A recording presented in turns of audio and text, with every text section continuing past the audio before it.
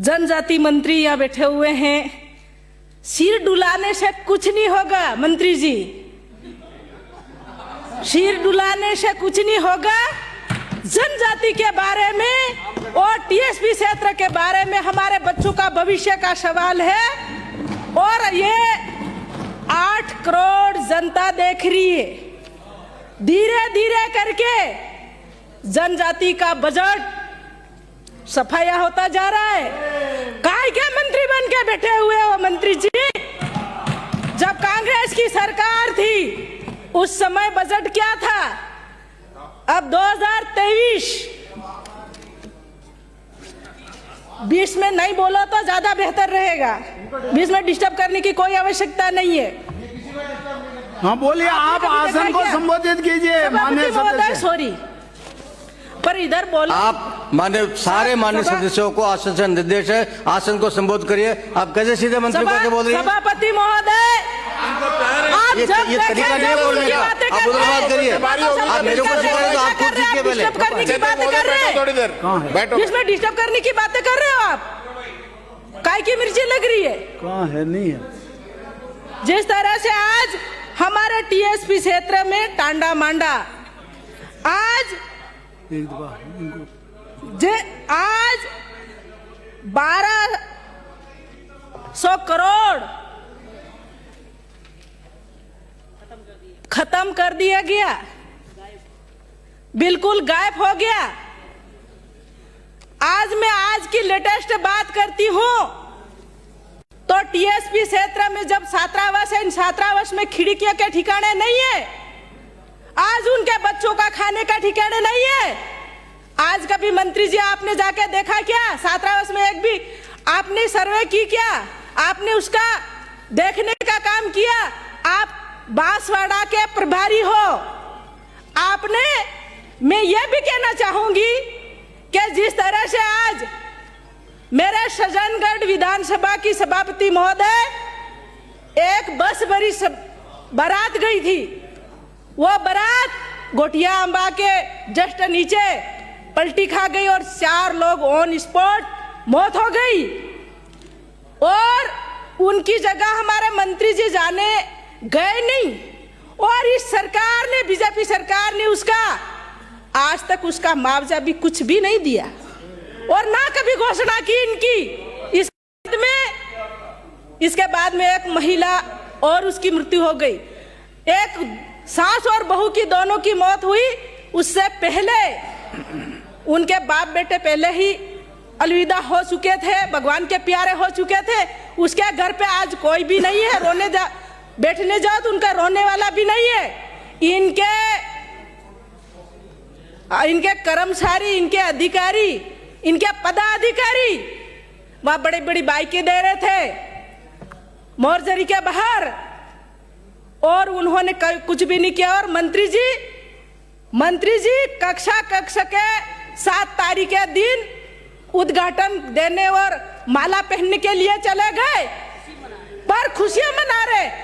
उसे बांसवाड़ा से गए 44 लोग वो घायल, आज भी हॉस्पिटलों में वो पड़े हैं, पर मंत्री ने जाके कभी पूछा नहीं। ये स्थिति बनी हुई है हमारे टीएसपी क्षेत्र की। और काय की बात करते हैं, मैं आज की बात करती हूँ लेटेस्ट।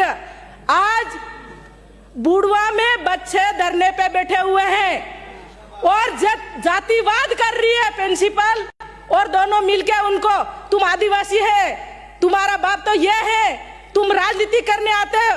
बच्चे, छोटे छोटे बच्चे काय की राजनीति करने आते हैं?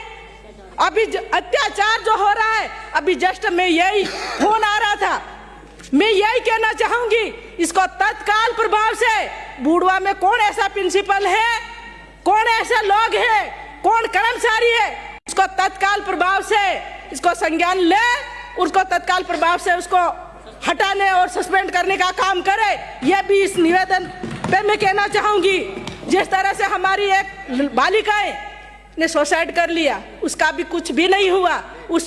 तो जिसका कोख सुनी हुई, जिसका बेटा गया, उसकी एक लौती बेटी थी। इस सरकार ने क्या किया? कुछ भी नहीं किया। आज बड़ी बड़ी बातें कर रहे हैं। मैं आप लोगों से यह कहना चाहती हूं कि हमारे जिस तरह से टीएसपी क्षेत्र 95% टीएसपी क्षेत्र है। हम आदिवासी इलाके से आते हैं, हम गुजरात और मध्य प्रदेश की सीमा से हम आते हैं। हमको इसलिए हमारी जनता 3 लाख जनता हमको भेजती है कि हमारी बातें उठाओ, आज हमारी मांग उठाए। हमारा एमएलए क्या बोलता है? आज हमारी सुनवाई करने वाला कोई नहीं है। पुलिस में जाओ,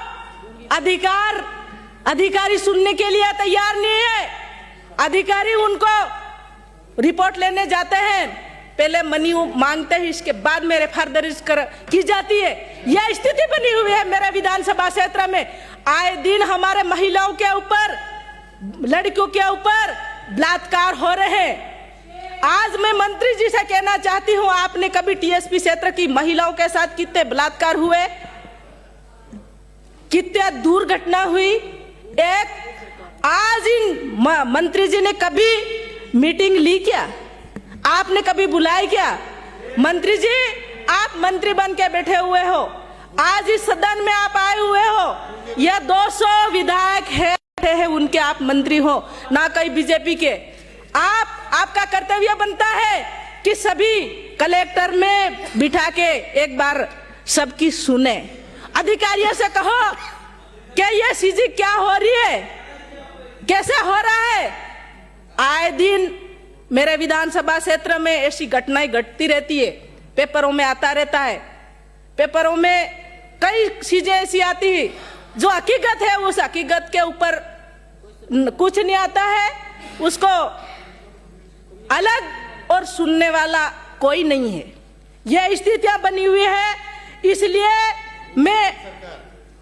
मैं यह कहना चाहूंगी कि मेरे विधानसभा क्षेत्र में सरकार ने एक पेड़ मां के नाम से ऐसे करके ने सब दूर पेड़ लगा दिए। उसमें से कितने पेड़ जिंदे हैं, कितों को पानी पिलाया है। ये पेड़ लगाने से कुछ नहीं होगा। मेरे क्षेत्र में, विधानसभा क्षेत्र में पहाड़ी इलाका है। पहाड़ी इलाका में वह कई वर्षों से लोग 7-7 पेड़ियां हो गई बैठे हुए हैं, इनके आज तक पट्टे नहीं मिले गए। मंत्री जी आप इसके बारे में जरूर रिप्लाई दे।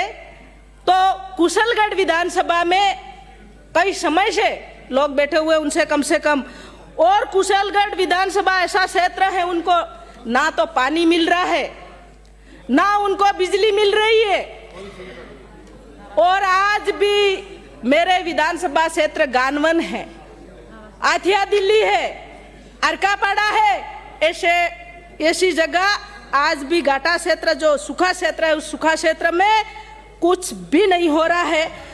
लोग दर की ठोकरें खा रहे हैं, प्लान करने के लिए जा रहे हैं, प्लान करने के लिए जाते हैं, उनकी जान गंवा के वापस आ रहे हैं। और आज एक ये भी कहना चाहूंगी सभापति महोदय आपके माध्यम से कि मेरे क्षेत्र में कल की जंगल, बस्सी का जंगल है, उसमें आगजनी हो गई।